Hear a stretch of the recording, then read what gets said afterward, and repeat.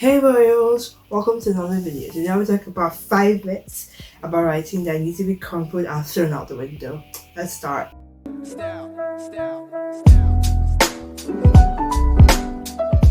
Everyone can write. It's just the mindset change that needs to happen. The mindset shift from I can't to I'll try. The worst thing, about writing a book will be maybe you will enjoy writing or find it something you can't pursue. Writing also doesn't have to be a book. It could be poems, passages, or even essays, as boring as they sound. I certainly felt this way when I was writing this book, when comparing my work to others, and it was like 10, 100, 1,000 times better. Like, how does someone write a whole book just about mythology and make it sound ethereal?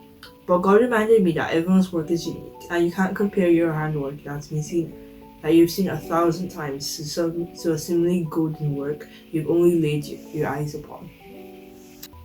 Here's a quick breakdown between traditional writers and self-published writers.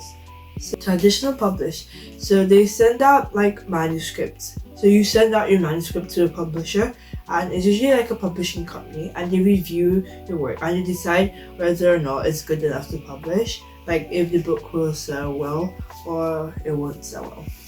Because they need to get maximum profit, and so do you.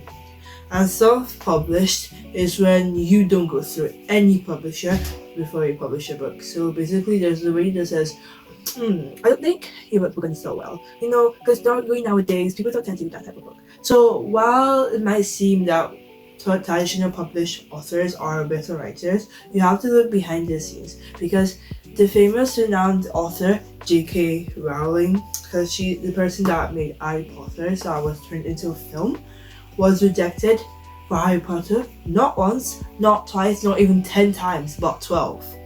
And that seems shocking. I mean, this series was turned into movies, but genuinely, you can look it up. So, do you now see how traditional publishing doesn't really prove you're necessarily better?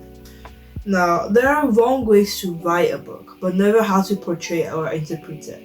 I remember reading 2 different types of books with similar plots and how differently they were portrayed. It was a common trope, but the way those 2 authors played it out with so much contrast, yet similarities, baffled me. Like it was in a parallel universe, but so different. This is so false. If you don't plan your book, it's going to go downhill fast when writing. There's a skill on planning. On the left, we have freestyle writers. So they plan minimally, and their type of writing is write down key events of the book. And then the type of planning is they write down key events of the book in chronological order, and then they fill out like in between those events and then join it up together. And then we have the very, very, very organized plan from the end. They plan not only the key points, but also acts and chapter plans. They basically put what happens in that chapter, sometimes to the final detail. I personally think that it's nice to be around the middle, because if you plan too much, there is no room for creativity, and if you plan too little, you might get stuck seeing how the book flows from one chapter to another. I personally am around the middle, but I think I'm leaning into the organized planning section. But I think it varies for everyone, and you just need to see what works best for you. Unfortunately, my video is coming to an end. I know, sad. But wait, did I promise you 5 minutes? Well, I did. You can find the 5th one in my blog in the comments. It's about Like's blog, so take a look. Bye! Style.